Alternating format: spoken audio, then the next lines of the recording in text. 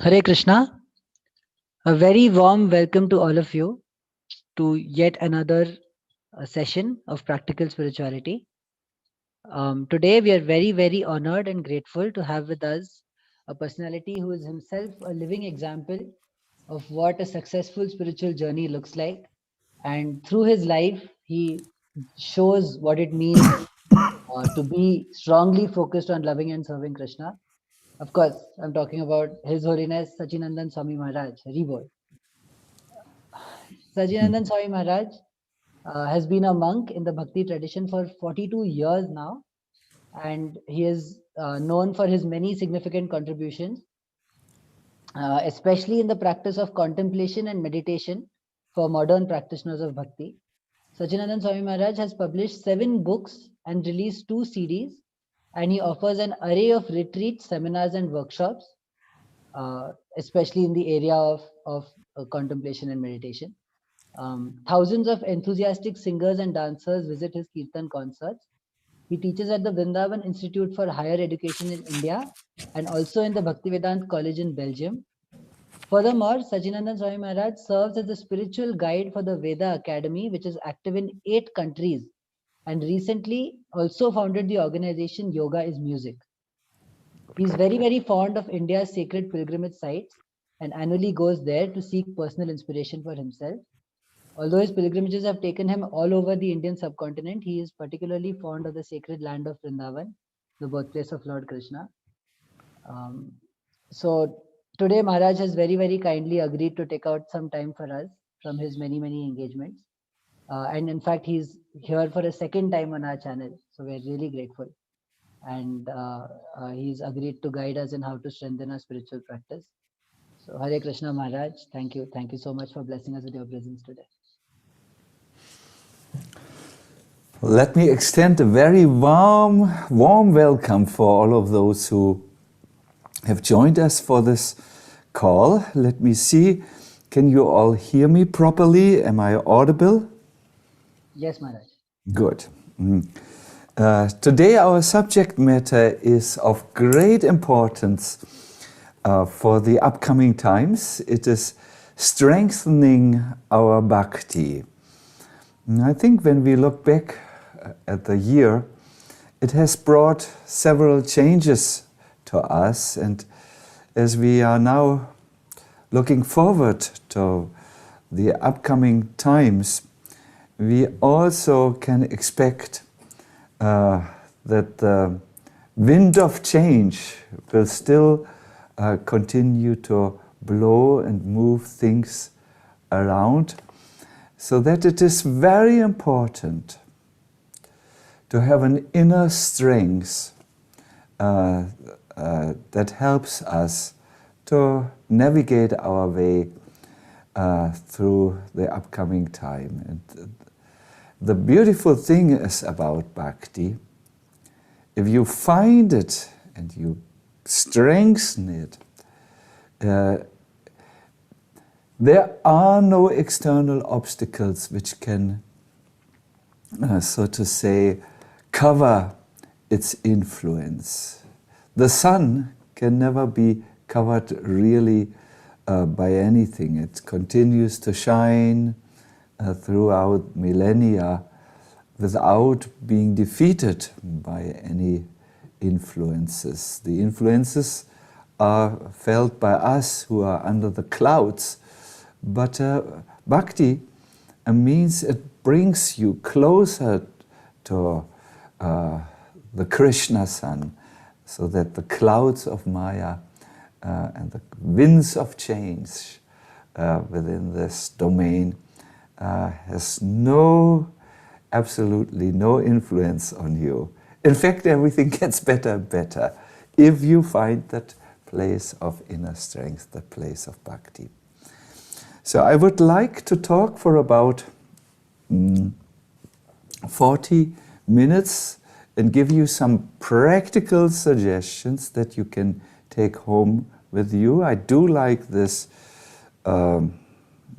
name, practical spirituality, very much, since it at once takes spiritual ideas away from the mental sphere, from the imaginations, the concepts, the words, and turns them into a practical experience. I request you, if possible, to put down other things, because we will have a practical meditation, and we will also require our focus. Maybe we will need to take a few notes. You have to see if that helps you for better memory or remembrance of the points. But yes, I'm delighted to give this program. So let us start by offering our obeisances to Srila Prabhupada.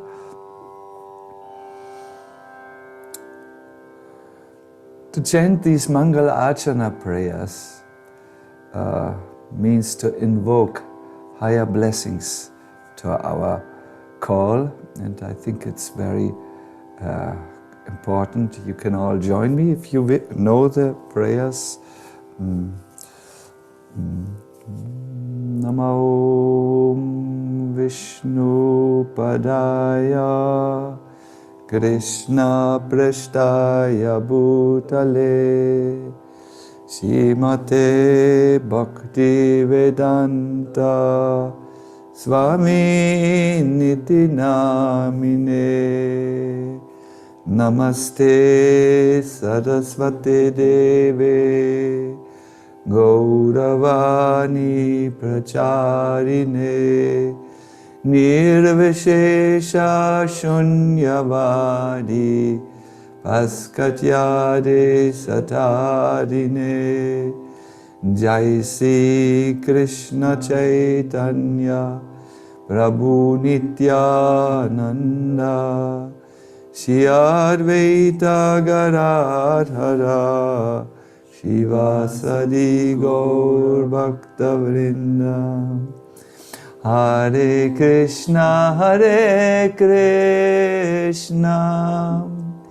Krishna Krishna, Hare Hare, Hare Rama, Hare Rama, Rama Rama, Hare Hare, Hare Krishna, Hare Krishna. Everyone, please. Hare Krishna, Hare Krishna, Krishna Krishna, Hare Hare,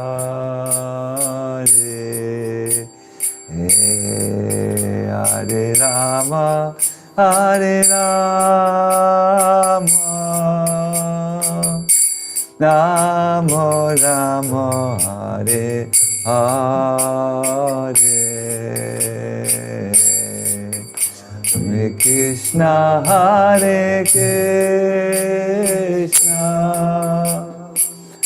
Krishna Krishna, Hare Hare, Hare Rama, Hare Rama, Rama Rama, Hare Hare.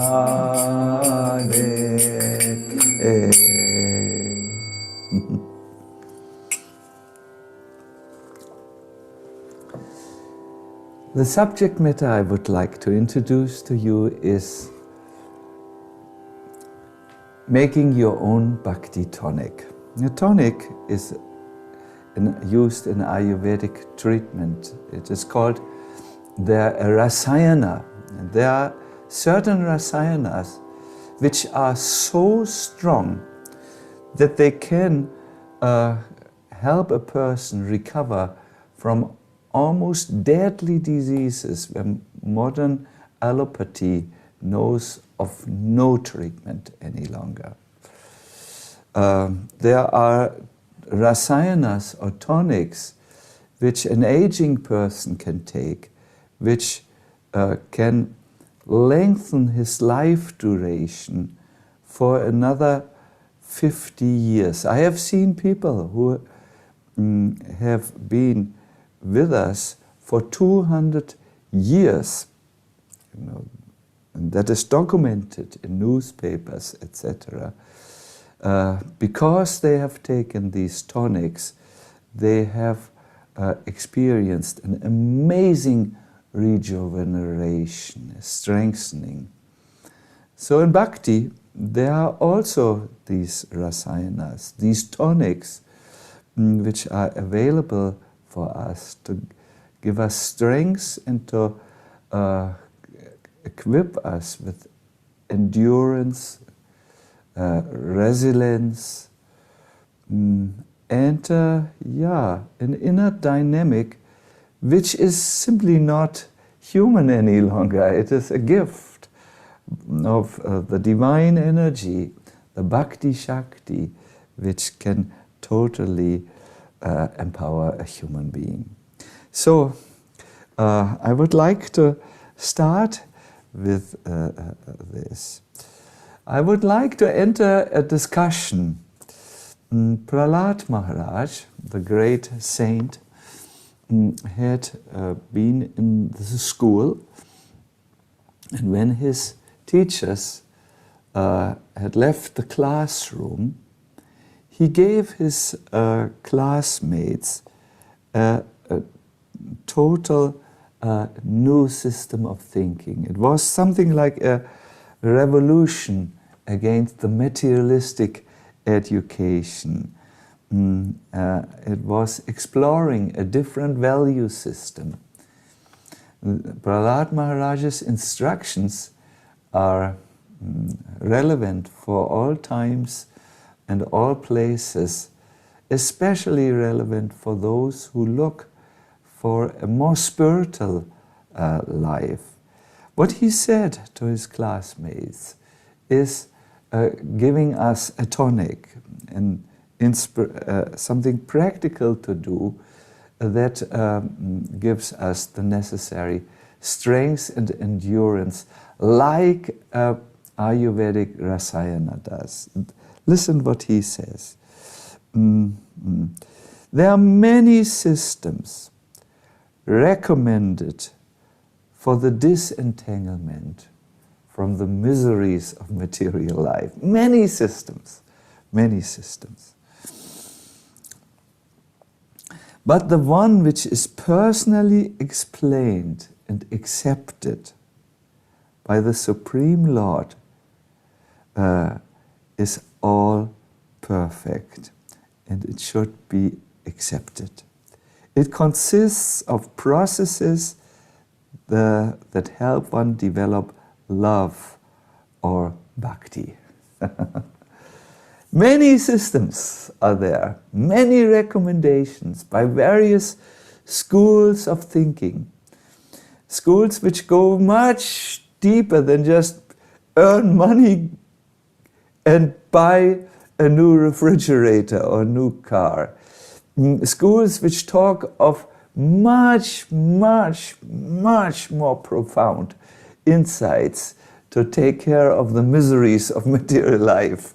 But there is one process that has been personally accepted by the Supreme Authority, the Supreme Lord. Now you wonder, just tell us the process, please. Yes, in the 7th canto, 7th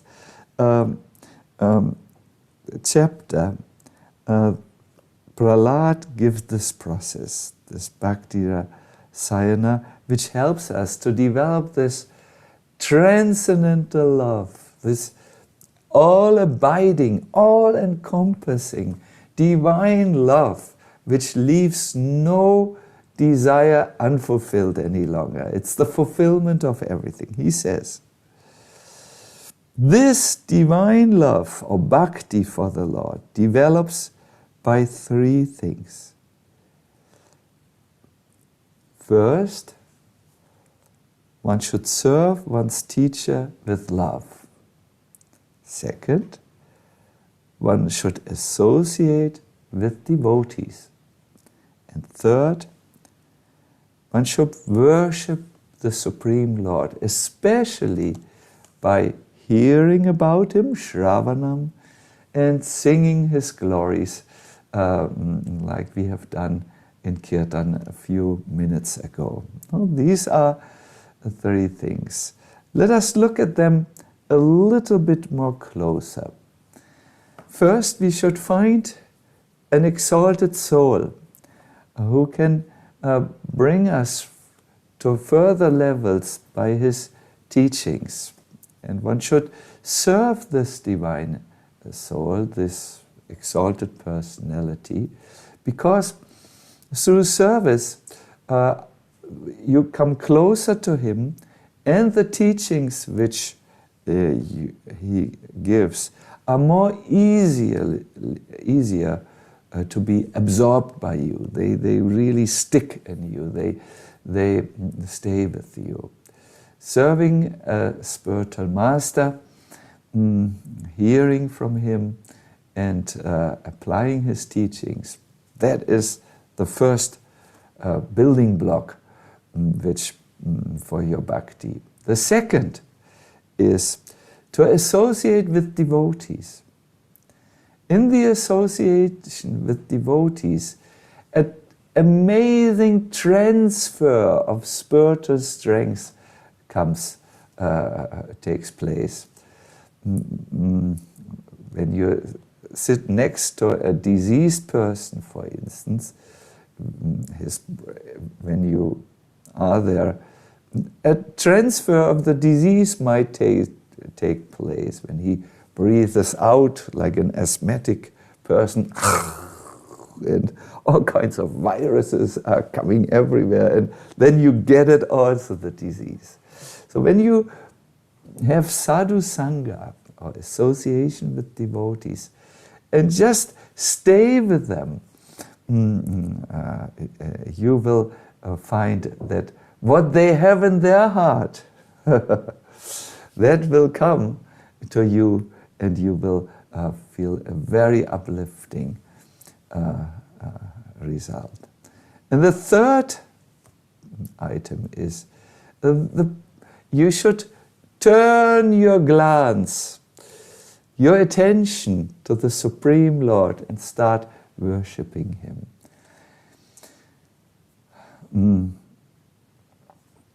Srila Prabhupada wanted to install in the houses of the world deities of the Lord, Shishigornitai. He said we should distribute them to everyone, and we should say these are dolls, puppets that bring you good fortune if you just wave one incense stick a day before them and engage in some puja, some worship.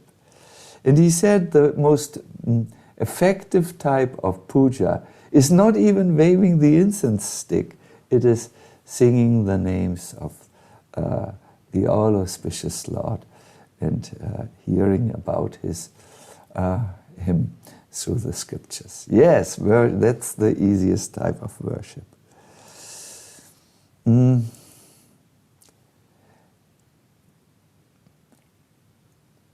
you think of strengthening a person through a rasayana, a tonic that gives strength to them, the easy to understand analogy of the Bhagavatam comes to mind. There, the process of strengthening our bhakti is compared to taking a nourishing meal. And I would like to quote you this analogy from the scriptures so that you can know what it could mean in your life.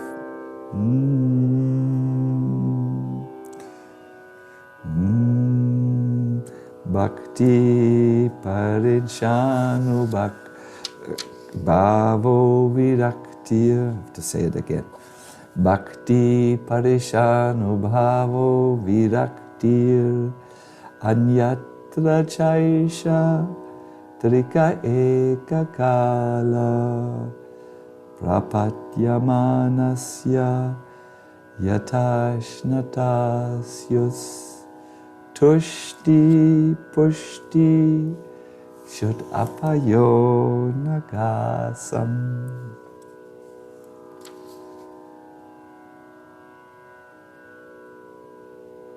For one who has taken shelter of the Supreme Personality of Godhead, devotion,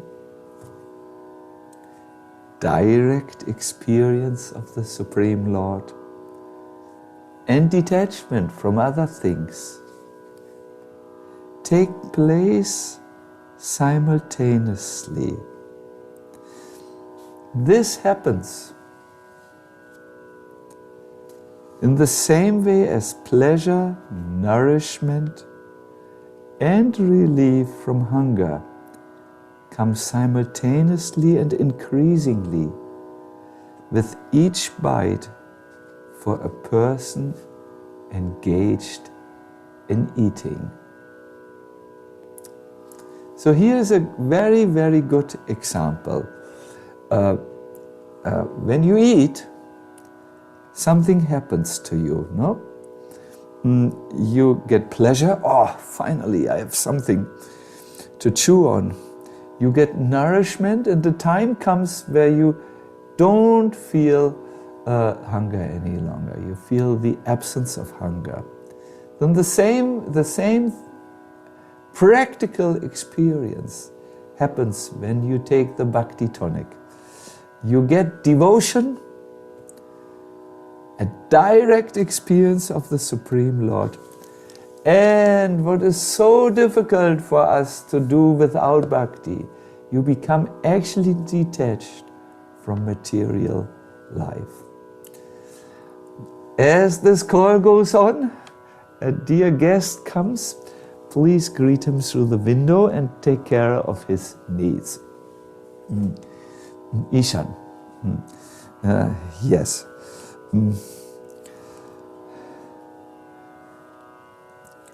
Bhakti, my dear devotees,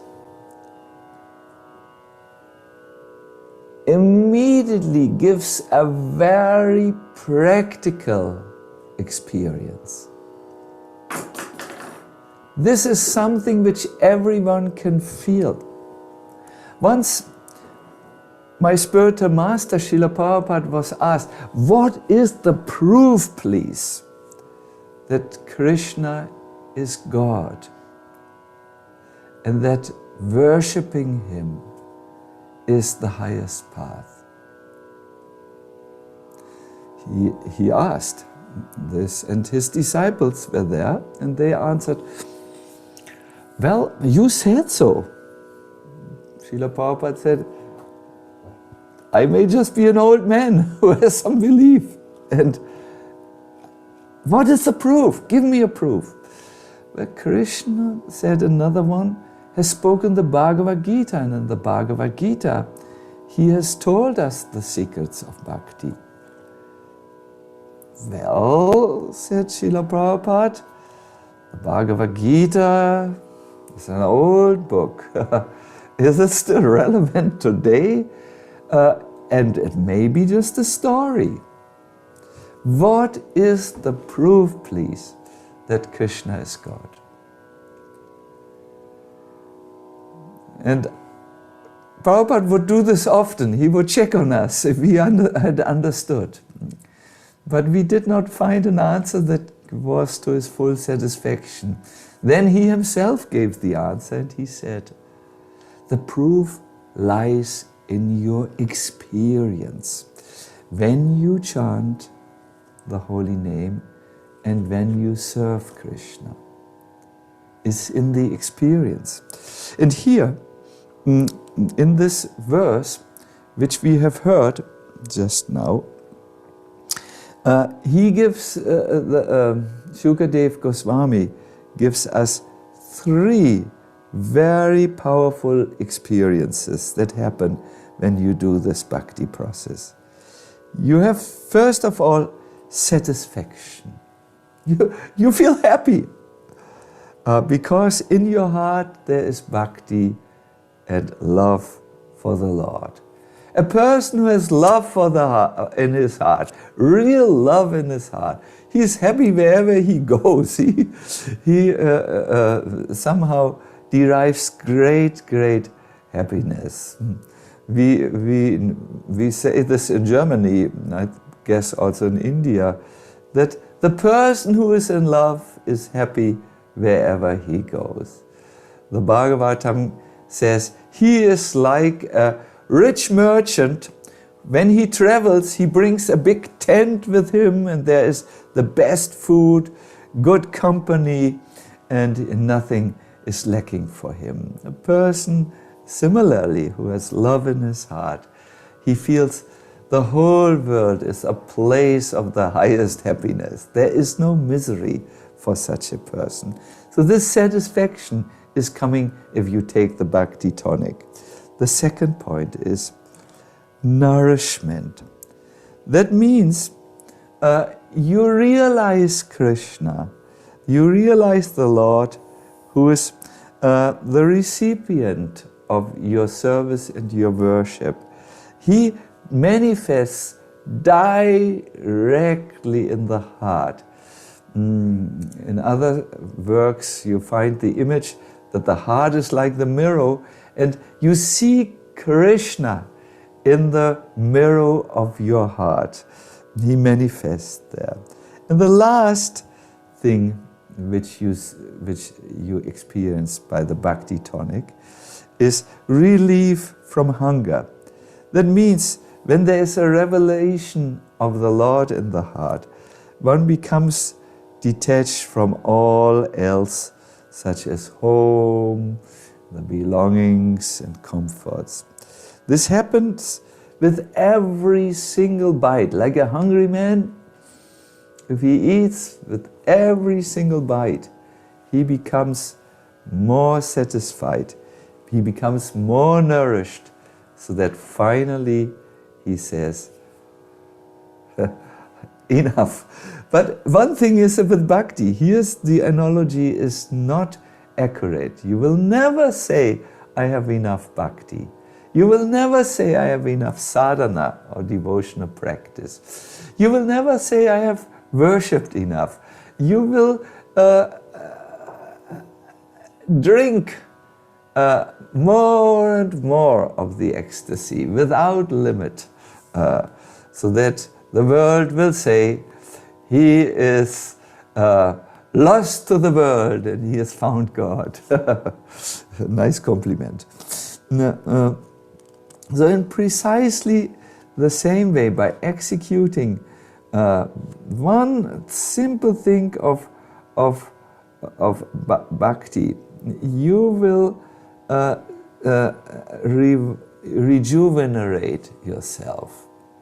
I had this experience once in Radhadesh. That is a community here in Europe. It's an old castle, and once a year the devotees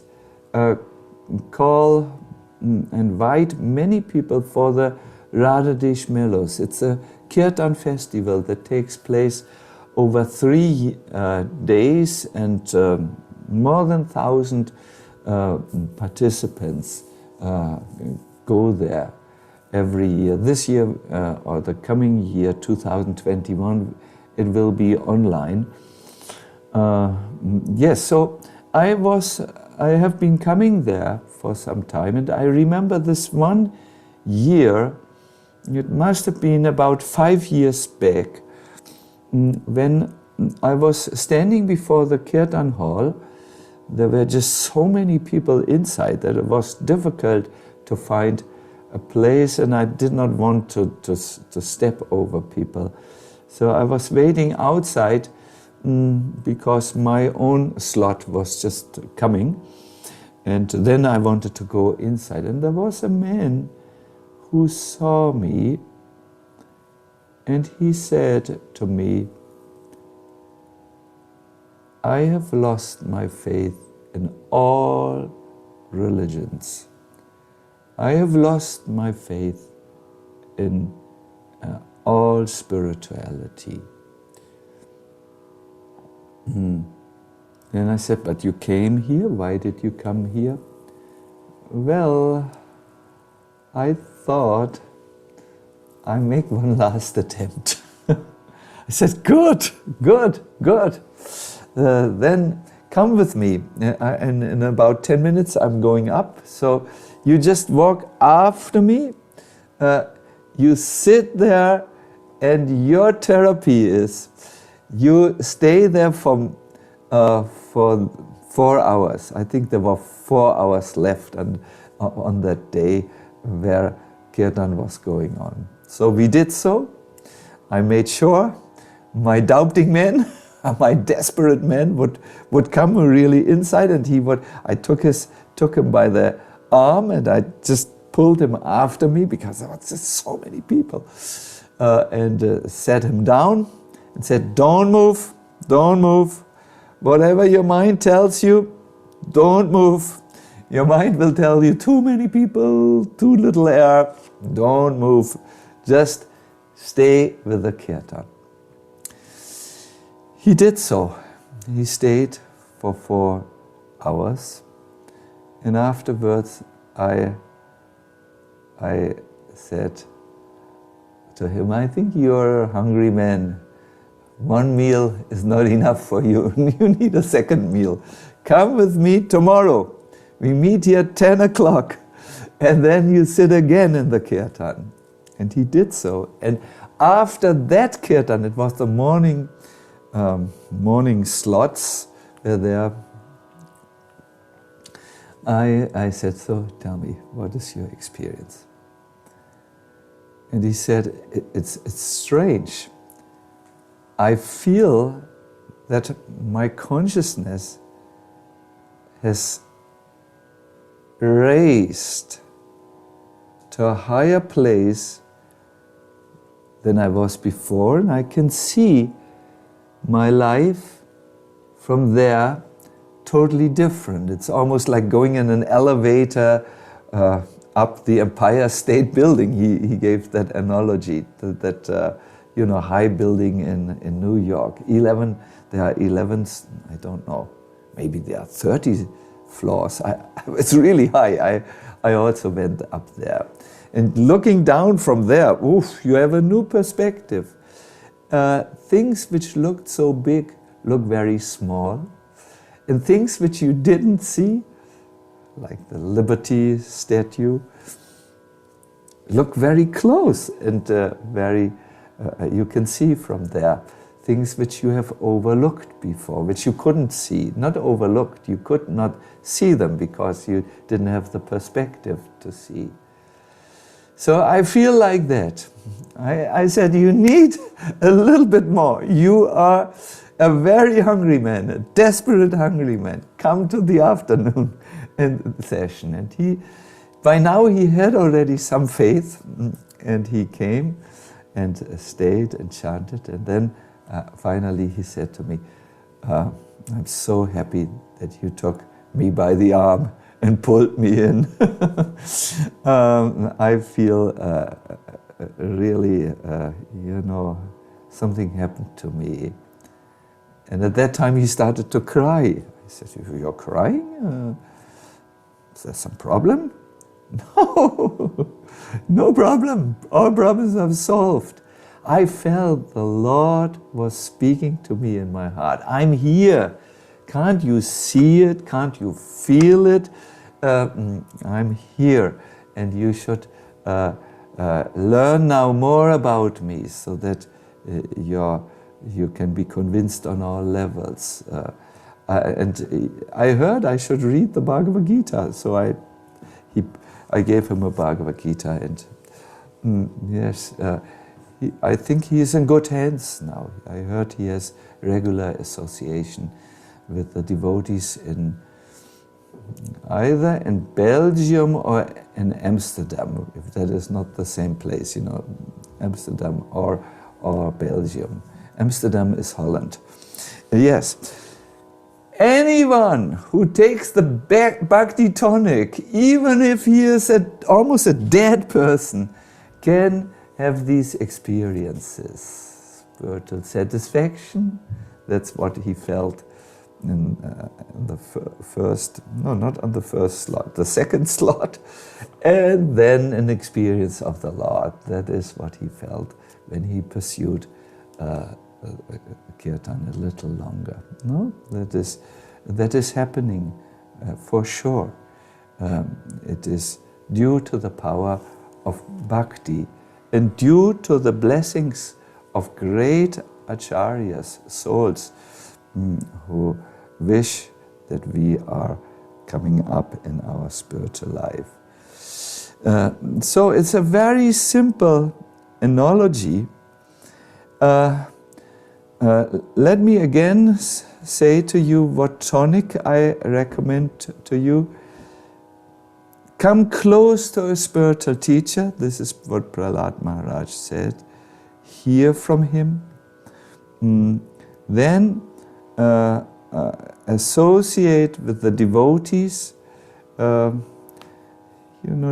from them. And then start at home your worship of the Supreme Lord. Simple. Simple ingredients. A normal tonic, I understand, and this Ayurvedic tonic has 80 ingredients. The Bhakti tonic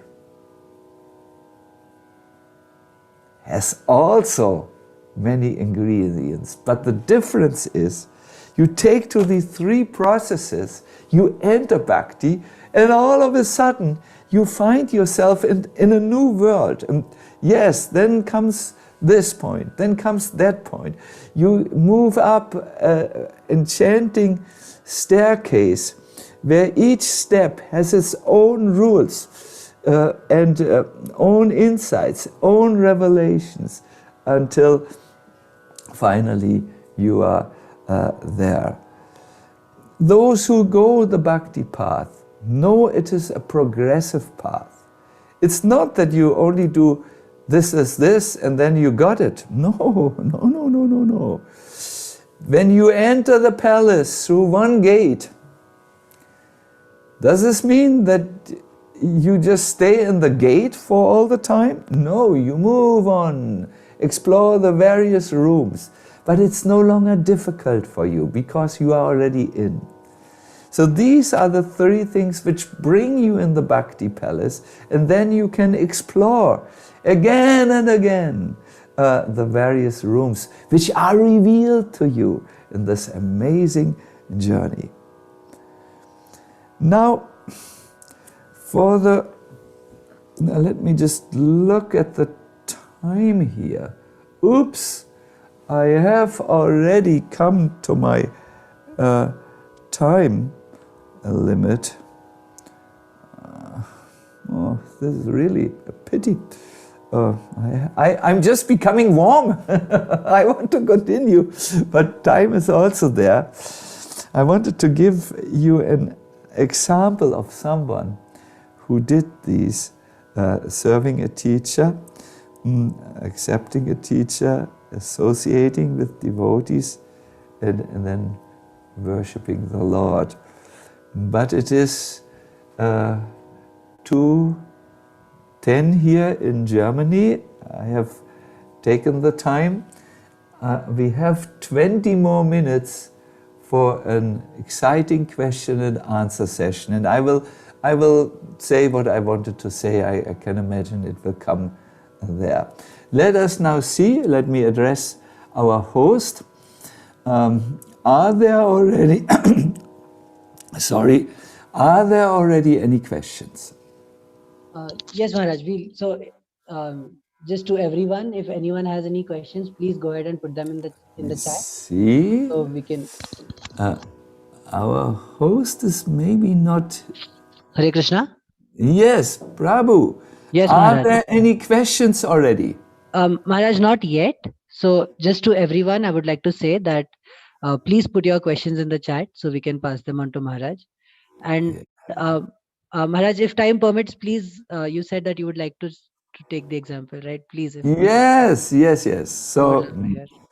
this is Krishna's arrangement. I have time to bring the example. There was once a little boy, very quickly in his life, disaster stroke. He was only 6 years old when first his mother died and then his father died. He became an orphan. There was no one in the village who was able to take care of him, and he went to the town of Navadvip, where he became a beggar. Like you see these beggar children in Mumbai, he became one of them. And one day he entered a pandal where a great devotee spoke about Krishna, who takes shelter of those who are shelterless. Krishna is Dina Bandhu, the devotee said, the friend of the fallen. And this little boy, who had no shelter, who lived on the streets by the gifts of the people who passed by, decided to find Krishna and take the shelter of Krishna. He was found wandering the streets of Navadvip and stopping the people there and asking, "Where is Krishna? Can you tell me how to find Krishna?" So the people thought, he is a little pagal, a little crazy, and they wouldn't really deal with him until one day this poor beggar boy met a devotee who said, "Well, those who want to find Krishna, they go usually to Vrindavan because he's there and he plays his flute on the banks of the river Jamuna. He comes there with his cows every day." The boy was fascinated and he said, "How can I go to Vrindavan?" The devotee said, "The journey is far and you are small, I suggest that you find those who go by pilgrimage to from Navadvip to Vrindavan, a group of pilgrims. There will be enough food for you, the leader knows the roads, and if you should meet some bandits on the path, he will know how to protect you from danger. So this boy found such a group. They started their journey after 3 weeks. He came there at the appointed time, at the appointed place, and they took the little 6-year-old boy with them. They had heard about him from this devotee. Take him, he's a good boy. So when this boy arrived in Vrindavan, he stopped again, everyone on the street, where is Krishna, where is Krishna? And many pilgrims avoided him until he again met a great devotee and said, well, if you want to find Krishna, you need to be educated a little bit. You need to find a teacher who can teach you sambandha, gyan, spiritual knowledge. Yes, said the little boy, I'm ready, I'm willing. Can you recommend a teacher? The devotee said, I take you to one. And he brought this boy to an old man who was living with his wife. They had a few cows, and the devotee said, he's a poor boy, can you take care of him? The old man said to this poor boy, you could live here, but tell me, what can you do? What do you know? And this little boy looked around and saw there were 6 cows in the ashram of this elderly man, and he said, I know to take care of cows. I'm from a village. So this little boy, whom the teacher called Bandhu, lived in the cow shed and became a member of the small ashram. But every day he would take his cows to the banks of the Yamuna, because he had heard in Navadvip, when he was in Bengal, that Krishna is to be found at the banks of the Yamuna. A year passed, another year passed. Bandhu learned many things, including to chant on Japamala. One day, as he was bringing his cows to the Yamuna, he heard a huge sound. Cows were making the sound moo, moo. And with the sound, he heard the laughter, the joyful laughter of boys. Then, listen to this, he saw a huge herd of cows approaching the Yamuna, and he saw boys dancing and dancing, whirling sticks, blowing their horns, everything. And he felt very enthusiastic. He went through the Yamuna. There was something like a fort. He crossed the Yamuna and he danced with the boys.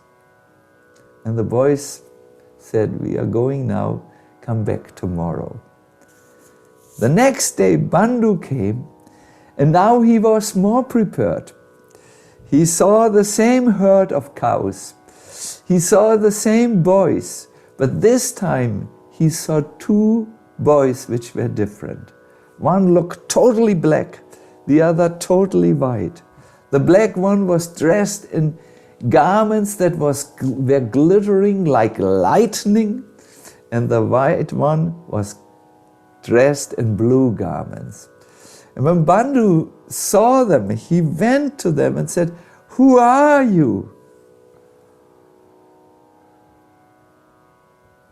And one boy said, "My name is Syam." And the other boy said, "They call me Dauji here." Now Bandhu was a young boy. He had not yet heard this name, Syam and Dauji. And the two said, "We are very hungry. Do you have something to eat?" And Bandhu said, "Yes, yes, yes." And he ran back over and crossed the Yamuna and brought his tiffin. And there was something in, and he fed it. And the boys said, "Bring us more tomorrow." So Bandhu came back all excited and said, "I met two very, very special boys. Can you please cook a little bit more?" So the Guru Ma was so happy that she did cook an extra portion. And Bandhu came back and played with the boys the whole day, and they were running, and he felt so blissful and so transcendentally he didn't know what that is. He felt so, so nourished with spiritual experience that he finally almost fainted. He did actually faint, and when he woke up, the whole scene had disappeared. There were no cows, no boys, no special boys. But he came back the next day, and the next day, and the next day. And one day he brought his Guru. And the Guru was not yet so advanced. He was not yet so eager. He was not yet so purified as this young little boy. But he saw a little glimpse of the transcendental scene. Lord Krishna, who's also known as Syam in Vrindavan, watering his cows. Balaram, who's also known as Dauji in Vrindavan, playing on his horn. And all the sakas, the cowherd boys, being there. He saw a little glimpse for just a moment. And then he understood. It was Krishna's arrangement that Bandhu, my disciple, was brought to me because he brought me to Krishna. It's a difference. Once my spiritual master said, if one disciple of mine would be so advanced that he would bring me back to Godhead, that would be my success. Obviously, Prabhupada was beyond all of us. He was very, very, very advanced, and he brought us to whatever stage we are. It's just this story is found in the Bhaktamala by Nabadas and Priyadas. Yes, my dear devotees, my dear listeners, and my dear skeptics, this is the power of the Bhakti Tonic. It brings revelation. And the entry is really finding the teacher, associating with devotees, and then starting a regular process of worship of Krishna. Shravanam Kirtanam. This is practical spirituality, and it will bring practical results. Okay, this is what I wanted to present to all of you. Now let us see if there are any questions there, and our host can tell us those questions. Yes? Hare Krishna Maharaj, we are very grateful to you for presenting such a beautiful seminar. The first question that we have received is from Asta Ashtakar. Hare Krishna Maharaj, Dandavat Pranam. How can one find Guru if a person somehow get him? How it will be confirmed that he is my spiritual master? And once confirmed, how do we know how to approach him? So thank you. Thank you. The spiritual master is sent by Krishna. The moment you are eager to come close to Krishna, Krishna will make some arrangement.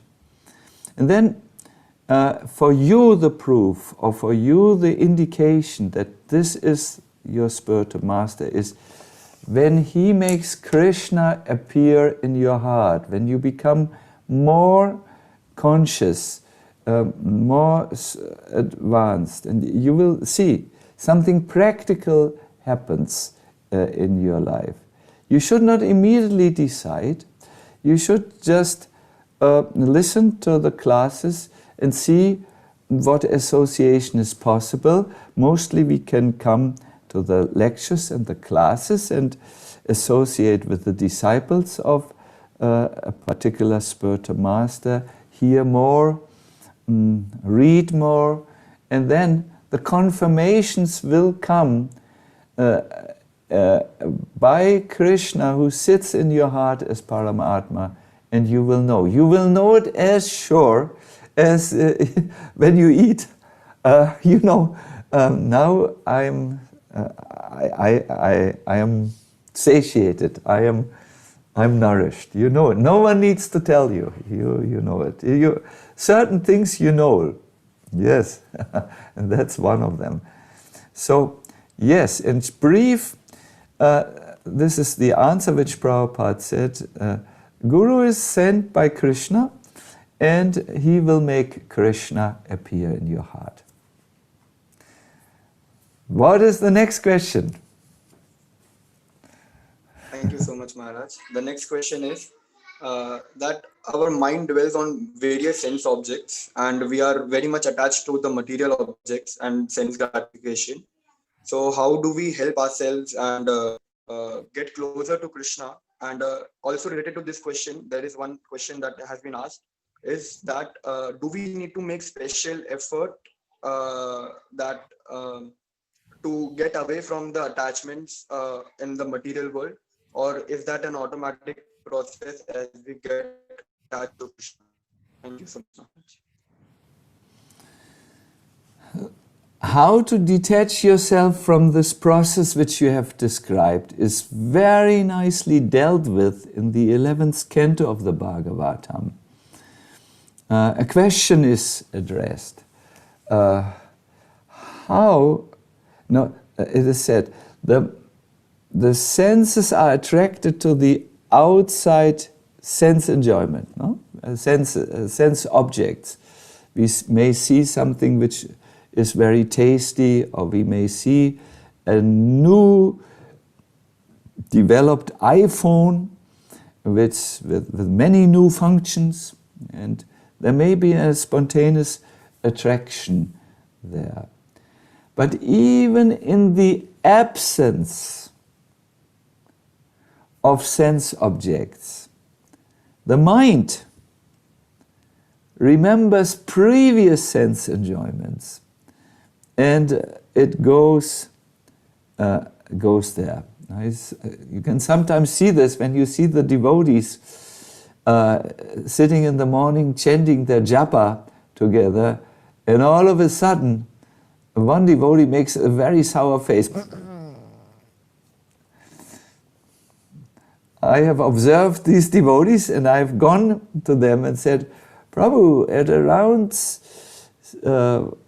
6:11, you made a very sour face. What was in your mind? And then the devotee really gets shocked. I said, don't be afraid. And then I know in India one doesn't speak about these things. But when the devotee knows me, he usually says, Maharaj, some impression of a sense of sensual activities has again come into my mind while I was chanting japa. Yes, this happens, it's normal. We may not need to discuss the details, but yes, the senses are attracted to sense enjoyments, but also the mind will remember previous sense enjoyments, which are not there. In the temple room, there is no object of the senses, but the mind goes there. So how can we solve this cycle? And here comes the answer.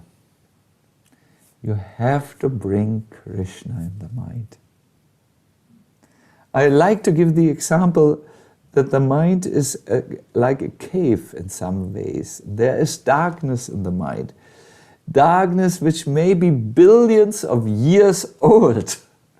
But if you bring one match of light into the cave, with the darkness will flee. So we have to learn to think of Krishna. This is very, very important.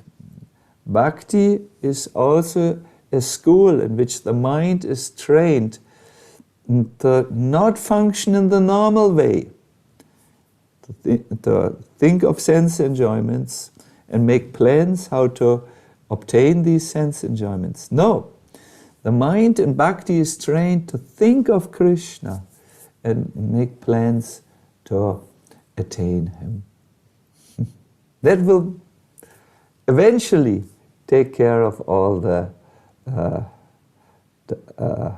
darkness. Thank you so much. There are more questions. Shall I go forward with them? We have, in a way, let me do like this. Please choose with your praying to Paramatma that you make the right choice. Let us take one more question and then end the call, because today I have a very important discussion to make and have a guest here for that. So let us just end with the last question. Last question that we have received, Maharaj, is that in these times when we cannot meet our spiritual masters, our gurus, and we cannot practically associate with Vaishnavas, how do we fill that gap in our lives in these uncertain and corona times, we can say? Yes, these times are putting new challenges before us.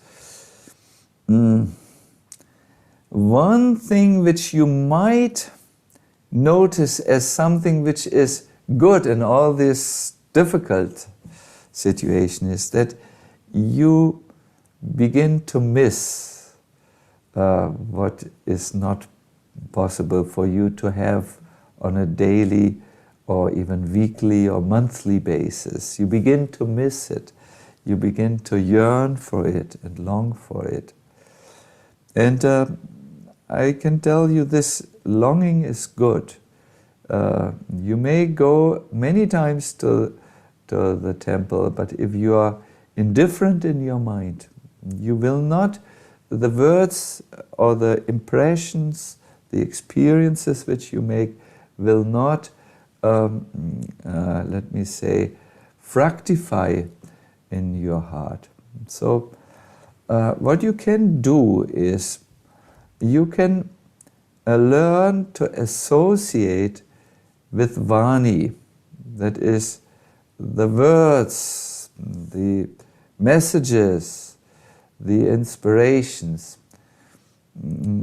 My spiritual master prepared us that he would leave his body and we would not have his association. And he said, you must learn to associate with me in a spiritual way through listening to my messages. So I want to recommend to you, see what is there available online, see the books, study them, and have association like this. Through the spiritual presence of a spiritual personality is not limited to his physical presence. You can have association in dreams even, but certainly you can have it more concrete in the online presentations or recorded lecture. That is my recommendation. Try it out, but apply this process. Are you still listening? This process you must apply. When you hear the messages, think about it, even if you heard it thousands of times. Think about it, because with reflecting about it, it will go much deeper. Then, as you are thinking about it, apply what you have, even in a small, small detail. If you leave this call without applying it, oh, it would be such sad ending for this call. But if you apply it and you, connect yourself more with your spiritual master, if you associate with various devotees by listening to their internet presentations and get trained, and then, get into some chanting at home, get into some puja at home, then only this call is successful. Having said this, I want to thank you very much. I wish from my heart all the best for you. I have no doubts that the Lord will take care of you. He took care of Bandhu. You just need to be a little eager, and the Lord will give you Bhakti Parishanubhavo, a direct experience, if you continue to take the Bhakti Tonic. Please also visit again and again this very amazing initiative that is called practical spirituality. It is practical. It is something which you can actually learn and do. And what else is there to say? May the Lord bless all of you. May Lord Nrsingadev protect all of you. May Srila Prabhupada in His unlimited kindness and mercy enlighten you. And may you have the best and most fantastic year 2021, which is beyond all your expectations, because you drink the Bhakti Tonic. This is ordinary tea. This is not giving any, only thirst is going. But let us make every day the Bhakti Tonic and drink it to our full satisfaction. All the best, and Hare Krishna. Jai Srila Prabhupada. Thank you. Thank you so much, Maharaj. Just a couple of quick announcements. As we mentioned in the introduction, Sacinandana Maharaj offers many beautiful retreats, which are opportunities for us to spend some time away from our busy lives and focus on our practice of bhakti. This year, even though we can't have physical retreats because of the challenges, Maharaj has planned a virtual retreat, a Govardhan retreat, from January 2nd to 6th in 2021. It would be a great way to bring in the new year. We'll be posting the link in the chat box to this retreat. So please take a look. Maharaj and other speakers would be speaking about many topics related to bhakti. And along with that, we also mentioned that Maharaj has written many books. One of these books is called The Living Name, which describes very beautifully how we can transform our practice of chanting Hare Krishna. So the link to that book also we are putting in the chat. And thank you, Maharaj, one more time for a very beautiful class and for giving this beautiful analogy about how bhakti is like a medicine. It was my pleasure. Thank you, Maharaj, and for giving us this very clear definition of how we should be practicing bhakti practically in our lives, and also the effects that we can experience by doing this. Thank you. Yes, Prabhu, tell them that they must practice. It's called practical spirituality, this call. So I expect all of you to drink from the Bhakti tonic every day. Thank Yes, you. Maharaj. I'm sure we all of us will take the opportunity to go deeper in our practice. Thank you. Thank you so much. And of course, as Maharaj said, and as we would really like, please connect with us. We'll be putting in the chat all of the different platforms where we are available, so that we will keep arranging talks and other sessions like this, where so that we can all learn more and more about how to progress in our spiritual journeys. Thank you so much. And Maharaj took out time from his really packed schedule to be with us today. So we are all really grateful to him. Thank you, everyone. Hope to see you again in further sessions. Hare Krishna.